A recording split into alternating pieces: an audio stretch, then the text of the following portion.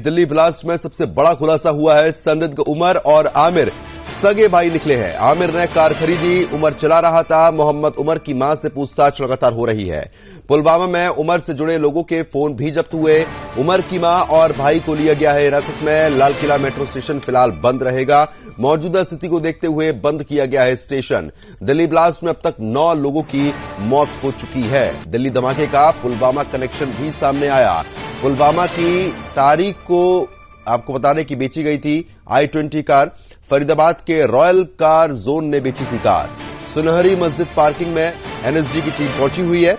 फिदायीन हमले की एंगल से भी जांच चल रही है। पुलिस की तरफ से कहा गया सुनहरी मस्जिद पार्किंग में खड़ी थी i20 कार।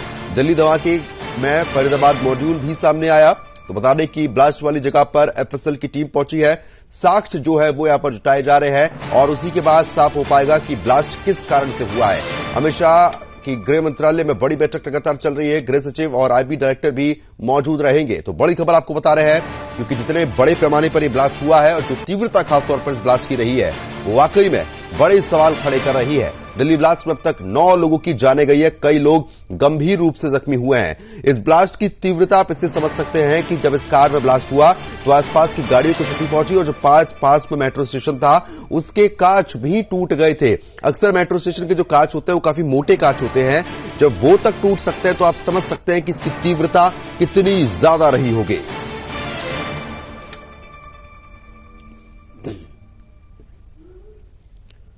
तो दिल्ली धमाके का पुलवामा कनेक्शन फिलहाल सामने आया है। बड़ी खबर आपको बता रहे हैं। पुलवामा की तारीख को बेची गई थी i20 कार। जिस i20 कार में ब्लास्ट हुआ है उसके बारे में भी तमाम जानकारियां फिलहाल मिल गई हैं। फरीदाबाद के रॉयल कार जोन ने इस कार को बेचा था। और बता दें आपको दिल्ली ब्लास्ट में अब तक 9 लोगों की जान गई है। कई लोग गंभीर रूप से जख्मी हुए जिनको अस्पताल में भर्ती करा दिया गया। उनका इलाज लगातार चल रहा है। तो दिल्ली धमाके का पुलवामा कनेक्शन फिलहाल सामने आया है और जिस तरीके की तीव्रता रही है उस हिसाब से आपको बता दें कि लगातार पुलिस इस मामले में जांच कर रही है। एफएसएल की टीम भी पहुंची हुई है। मेट्रो स्टेशन को फिलहाल अभी बंद किया गया है। लोगों से यही अपील है कि फिलहाल जरा भीड़भाड़ वाले इलाके में अभी ना जाएं क्योंकि जिस तरीके की स्थिति बनी हुई है ऐसे में सुरक्षा के लिहाज से कड़े बंदोबस्त लगातार किए जा रहे हैं। दिल्ली ब्लास्ट में एक बड़ा अपडेट जो है वो सामने आया है। संदिग्ध उमर और आमिर सगे भाई निकले हैं। तो आपको बताते चलें कि आमिर ने कार खरीदी थी, उमर चला रहा था। मोहम्मद उमर की मां से पूछताछ चल रही है। पुलवामा में उमर से जुड़े लोगों के फोन जब्त हुए हैं। उमर की मां और भाई को हिरासत में ले लिया गया है। लाल किला मेट्रो स्टेशन फिलहाल बंद कर दिया गया है। मौजूदा स्थिति को देखते हुए बंद किया गया है स्टेशन। दिल्ली ब्लास्ट में अब तक 9 लोगों की जानें जा चुकी है। बता रहे हैं कि पुलवामा कनेक्शन भी इससे सामने आया है। और इसी बीच पूर्व एसीपी वेदभूषण जी हमारे साथ जुड़ चुके हैं। वेदभूषण जी, मैं आपसे समझना चाह रहा हूं क्योंकि जिस तरीके की तीव्रता रही थी इस ब्लास्ट की, क्या कुछ आपको अंदेशा लग रहा है कि क्या कुछ हो सकता है इसके पीछे? देखिए, कल जब गिरफ्तारियां हुई थी फरीदाबाद से बहुत बड़ी रिकवरी हुई थी जिसमें डॉक्टर आदिल की निशानदेही पर उसके जो स्टोर से उसके जो अलमारी से एक AK-47, उसके अलावा डॉक्टर मुजम्मिल से और एक मौलवी गिरफ्तार हुए थे जिनके कनेक्शन झारखंड से, लखनऊ से, अनंतनाग से जुड़ रहे थे। तब लग रहा था कि कोई ना कोई बहुत बड़ी साजिश को विफल कर दिया है।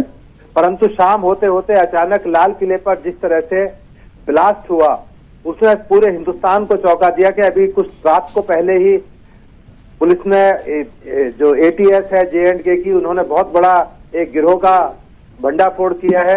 परंतु इसके जो कुछ साथी बकाया रह गए थे जिसमें डॉक्टर उमर मोहम्मद जो दिखाई दे रहे हैं आपके टेलीविजन सोशल मीडिया पर दिखाई दे रहे हैं, जिन्होंने मास्क लगा रखा है, कहीं ना कहीं इशारा कर रहा था कि ये कहीं और भी बहुत बड़ी साजिश को कोशिश कर रहे थे क्योंकि उन्होंने RSS ऑफिस का सर्वे किया था, रैकी की थी।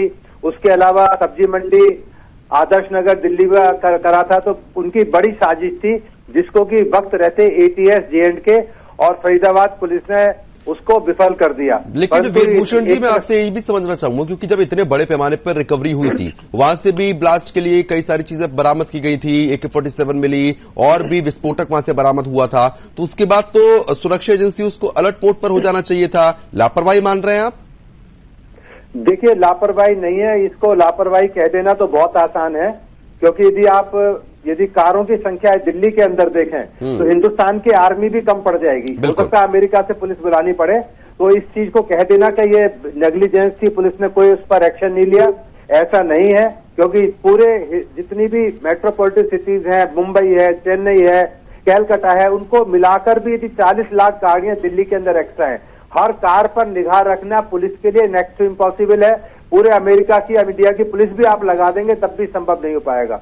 परंतु ये जरूर है कि अब इसके बाद में इसकी प्रॉपर इन्वेस्टिगेशन हो। इसमें यूएपीए के तहत और मर्डर और अटेम्प्ट टू मर्डर की तमाम सेक्शंस के अंदर मुकदमा दर्ज किया गया है, जिसकी इन्वेस्टिगेशन बहुत लार्ज स्केल पर एनआईए द्वारा, स्पेशल सेल द्वारा, एनएसजी द्वारा, तमाम जो संगठन है वो तमाम इन्वेस्टिगेशन कर रहे हैं और धीरे धीरे पिक्चर क्लियर हो रही है।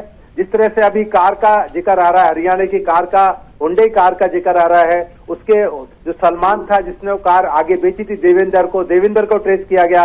देवेंद्र के बाद जो ट्रेस किया गया कि किसको आगे बेची गई थी, किस तरह से डॉक्टर उमर को जो तारिक ने किस तरह से अनवर को कार बेची, वो तमाम पुलवामा से लिंक और तमाम जो लिंक एस्टेब्लिश किए जा रहे हैं। अभी बहुत इंपॉर्टेंट स्टेज है इन्वेस्टिगेशन की, क्योंकि इसका जो पूरे दुनिया के अंदर जो एक मैसेज देने की जो उनकी कोशिश थी वो काफी हद तक तो कामयाब हो गए हैं, परंतु एक बहुत बड़े जो उम्मीद थी कि बहुत बड़ा उनका इस अंजाम देना चाहते थे, वो शायद उनका उद्देश्य विफल हो गया।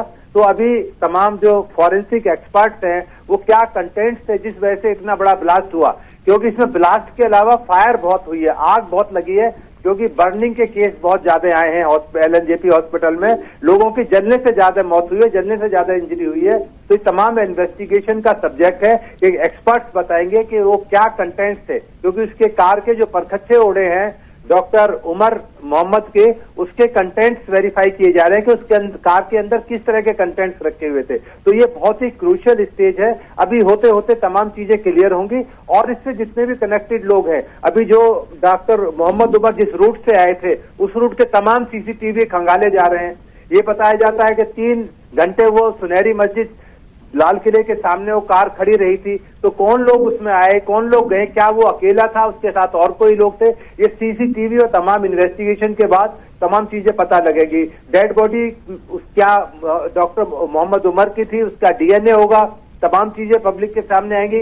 केवल थोड़ा धैर्य बना के रखने की जरूरत है। आने वाले टीम में तमाम दिल्ली पुलिस और इंटेलिजेंस एजेंसी बिल्कुल वेदभूषण जी, क्योंकि थोड़ा सा समय लगेगा, इंतजार करना पड़ेगा, जांच लगातार चल रही है, लेकिन अभी फिलहाल खतरा बना हुआ है क्योंकि जिस तरीके से ये ब्लास्ट हुआ है, अगर इसमें आरडीएक्स हो सकता है या फिर और भी ऐसे एलिमेंट पाए जाते हैं तो फिलहाल अभी खतरा खासतौर पर दिल्ली वासियों के लिए है।